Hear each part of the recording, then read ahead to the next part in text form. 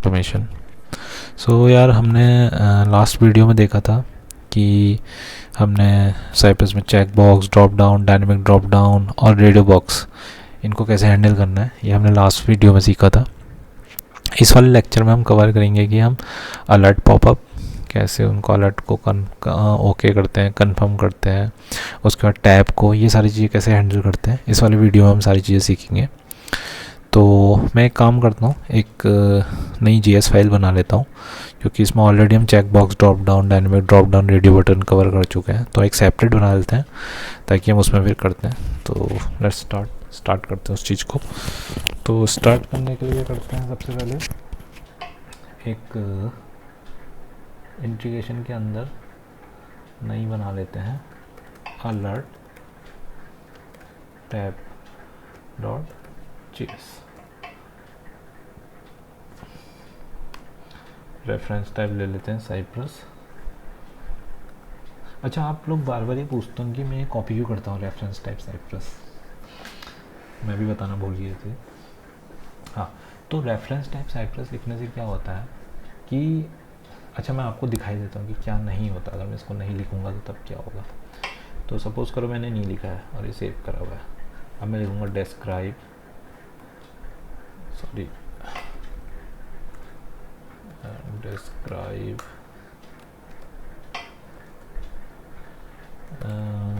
validate the alert and tab function, and then inside the function we define the it block and basically हम जो ये define करते हैं reference type Cyprus, ये हमारी चीज़ होती है आर्टिफिशियल इंटेलिजेंसी के लिए। तो जितने भी हमारे साइप्रस के जितने भी कीवर्ड्स हैं, जो भी मैं साइप्रस के अपने मेथड हैं, जितनी भी सारी चीज़ें जो कीवर्ड्स यूज़ करता हूँ, अगर मैं रेफरेंस टाइप साइप्रस लिखता हूँ तो बाय डिफ़ॉल्ट वो आने लग जाते हैं। अगर मैं नहीं लिखूँगा तो मेरे विजुअल स्टूडियो को कैसे पता लगेगा कि क्या क्या चीज़ें साइप्रस की चाहिए। तो अगर मैं ये डिफ़ाइन कर देता हूँ कि रेफरेंस टाइप साइप्रस का होना चाहिए, तो वो सारी चीज़ें मुझे बताने लग जाता है। बस इसीलिए रेफरेंस टाइप साइप्रस हम डिफ़ाइन करते हैं। तो बेसिकली एक हमारा टेस्ट केस है। तो validate the alert and tab,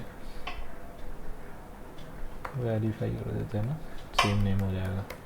verify the alert and tab and then function, inside the function we define ये।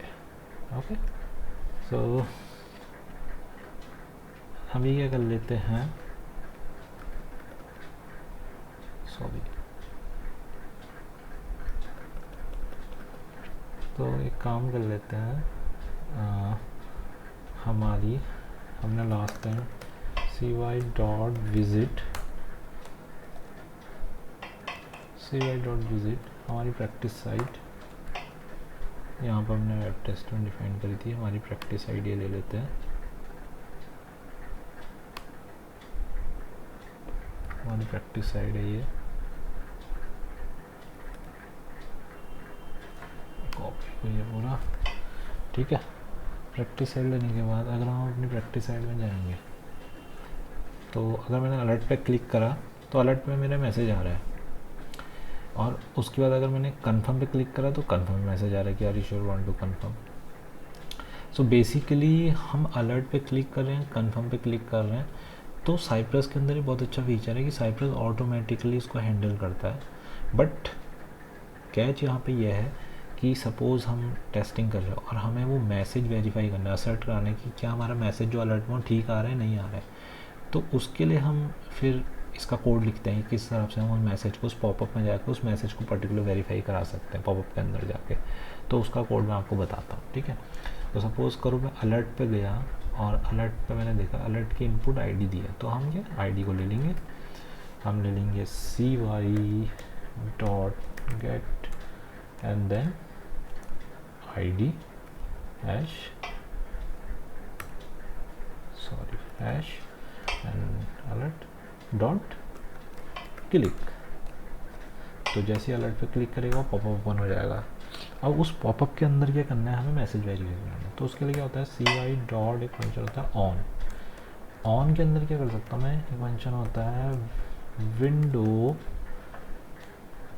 अलर्ट।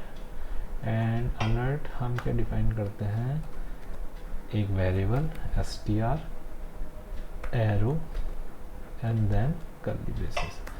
अच्छा, इस एरो का मतलब क्या है, arrow is similar type of function. देखो जब मैं होवर भी कर रहा हूँ बता रहा है फंक्शन str, तो जो मैंने लिखा है ना फंक्शन, यही इसको लिखने का तरीका है एरो के through.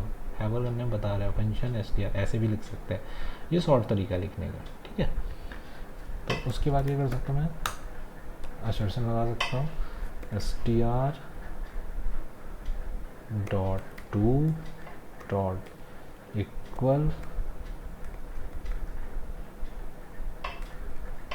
Dot E Q equal क्या है, मैं क्या वेरीफाई कराना है। अगर मैं अलर्ट में जाऊंगा तो ये मैसेज है, इस मैसेज को कॉपी कर लूँगा और यहाँ पे वेरीफाई करा लूँगा, ठीक है। अब इसे मैं सेव कर लेता हूँ और साइप्रस को ओपन कर लेते हैं। साइप्रस को ओपन करने के बाद हम इस टेस्ट केस को रन कर लेते हैं। हमारा आ जाएगा अलर्ट टैब जीएस, ये हमने रन करा और इसने यूआरएल लॉन्च कर दिया अपना। तो लॉन्च करने के बाद इसने जाएगा अलर्ट पे क्लिक करेगा, अलर्ट पे क्लिक कर दिया और असर्ट वेरीफाई कर दिया, ग्रीन हो गया, पास हो गया टेस्ट केस, ठीक है। अब मैं यहाँ गया, मैंने देखा कि यार मुझे ना, मेरे पास दो चीज़ें हैं। मेरे पास कंफर्म मैसेज, तो मैं जाऊँगा कंफर्म पर भी वेरीफाई करा लूँगा। कंफर्म की आईडी क्या है, कंफर्म बटन, तो cy dot gate hash confirm button dot click, confirm पे क्लिक करेंगे, सेम cy डॉट ऑन, और उसके अंदर भी क्या है मेरा विंडो कन्फर्म के अंदर देखिए। अब मैंने लास्ट टाइम बताया था, मैंने एरो के थ्रू फंक्शन डिफाइन करा था, अभी मैं फंक्शन के थ्रू कर लेता हूँ। कैसे भी कर सकते हो आप, str1 ऐसे भी कर सकते हैं, या एरो के थ्रू कर लो या फंक्शन लिख लो डायरेक्ट, वो शॉर्ट तरीका है। एक्सपेक्ट एंड देन एक्सपेक्ट के अंदर क्या आएगा मेरा, str1 dot to dot equal, and then equal के अंदर क्या आएगा, जो भी हमारा कंफर्मेशन मैसेज है। कंफर्मेशन मैसेज क्या है हमारा, confirm hello are you sure want to confirm. इसको वेरीफाई करा लेंगे, वेरीफाई करा के सेव कर लेते हैं और यहाँ टेस्ट केस रन हो गया होगा। सेव करते ही गया कंफर्म, असर्ट वेरीफाई हो गया, दोनों ग्रीन हो गए दोनों टेस्ट केस पर, ठीक है। ये तो था अलर्ट के लिए। अब अगर मैं गया, मैं एक काम करता हूँ, मैं ओपन टैब कमेंट करके समझाता हूँ। ओपन टैब में क्या है कि अगर मैं अपनी फंक्शनलिटी पे गया, ओपन टैब में मैं अगर क्लिक करा तो इसने नया यूआरएल लॉन्च कर दिया, ओपन टैब में दूसरे टैब में खोल दिया उसने, ठीक है। सो बेसिकली जो हमारा साइप्रस होता है, साइप्रस में ना क्रॉस ब्राउज़र सपोर्टिंग का सपोर्ट नहीं होता है। सो बेसिकली अगर तुम्हें टैब को हैंडल करना है साइप्रस में, तो ये एक बहुत डिफ़िकल्ट टास्क है और इतना इजी नहीं है। तो इसके लिए ना थोड़ा तरीके अपनाए जाते हैं कि कैसे इस टैब को हम हैंडल कर सकते हैं। तो बट आप डोंट वरी, मैं बताऊंगा आपको कि इसको कैसे कर सकते हैं हैंडल, और मैं इस तरीके से बताऊंगा, बहुत इजी है। और इवन आपको कोई इंटरव्यू में पूछता है तो और आपने उसको ये रिप्लाई दिया कि इस तरीके से हम हैंडल कर रहे हैं, तो वो बहुत खुश भी होगा आपसे कि इस तरीके से आपने बताया कि वो आप टैब को कैसे हैंडल कर रहे हो। तो अगर मैं टैब में जाऊँगा, पर्टिकुलर टैब में या टैब की आईडी दी है, href-link दिया है, कहाँ पे उसे खोलना है, टारगेट दे रखा है blank, some time same window में खुलता है, सम टाइम न्यू टैब में खोल दिया है उसने। तो मैं क्या करूँगा, मैं jQuery का एक फंक्शन होता है रिमूव एट्रीब्यूट, तो मैं उसके थ्रू क्या करता हूँ, टारगेट को रिमूव कर दूंगा और सेम ही यूआरएल में, सेम ही मतलब लिंक उसमें न्यू टैब में नहीं खुलेगा, सेम पेज में ही हम दूसरे वाले यूआरएल को लॉन्च कर लेंगे और जो चीज़ उसमें वेरीफाई करनी है वेरीफाई करके वापस आ जाएंगे। तो हमारी न्यू टैब की फंक्शनलिटी वेरीफाई हो जाएगी और जो भी टेस्ट केस पास करना है और हम उसको वापस भी आ जाएंगे चेक करके। तो हम क्या कर सकते हैं, जैसे मैंने यहाँ टैब लिया, आईडी ले ली मैंने इसकी, तो cy.get गेट के अंदर क्या हुआ, मैंने अपनी आईडी डिफाइन करी, ओपन टैब डॉट। अब मैं इसको क्लिक करूँगा तो ये नए पेज में खुल जाएगा, फिर मैं उसको मेरे लिए स्विच करना दिक्कत हो जाएगी साइप्रस में। तो मैं ये करूँगा, इसको मैं इसमें एक फंक्शन करूँगा, जे करेगा इन्वोक, इन्वोक करूँगा। इन्वोक क्या करूँगा, remove ATTR, remove attribute means, और क्या रिमूव करूँगा मैं, टारगेट को, टारगेट को रिमूव करूँगा, मतलब कि तुम दूसरे पेज में टारगेट को मत खोलो। उसको रिमूव करने के बाद मैं क्या करा लूँगा, उसको क्लिक करा लूँगा ताकि वो सेम पेज में ही उसको लॉन्च कर दे। अब जैसे इस वाले लाइन से तो सेम पेज में उसको लॉन्च कर देगा। उसके बाद क्या करूँगा मैं, लॉन्च करने के बाद अपना फिर मुझे वेरीफाई भी तो करना पड़ेगा कि जो यूआरएल लॉन्चर का सही हुआ है नहीं। करूँगा cy.url.should, शुड क्या है, चाया सर्चन का पार्ट है हमारा, क्या है, इंक्लूड होना चाहिए जो, अब हमने जो हमारा यूआरएल है, जो भी हमारा क्लिक करके यूआरएल खुला, वो क्या इंक्लूड होना चाहिए। तो मैं यहाँ जाऊँगा और यहाँ पे चेक करूँगा कि अगर मैं जब टैब पे क्लिक करता हूँ तो ये वाला लिंक खुलता है, करेक्ट। तो मैं ये करता हूँ, इसका पार्शियल ये कॉपी कर लेता हूँ और यहाँ पे पेस्ट कर लेता हूँ कि ये आपका इंक्लूड होना चाहिए यूआरएल में। अगर ये इंक्लूड यूआरएल में होता है तो जो भी हमें उसके बाद काम करने काम कर सकते हैं, ऑपरेशन करने। उसके बाद क्या करूँगा, cy.go, cy.go के बाद मैं वापस आ जाऊँगा वहाँ से बैक।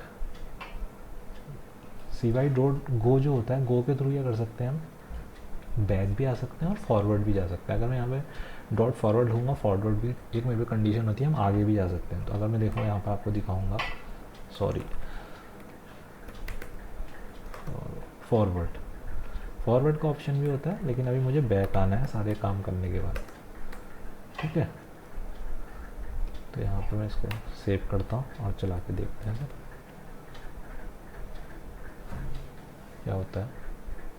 गया है, इसने पहले अलर्ट कंफर्म करा, उसके बाद यहाँ गया, क्लिक करा, यूआरएल सेम पेज में खोल दिया और असर्ट पास हो गया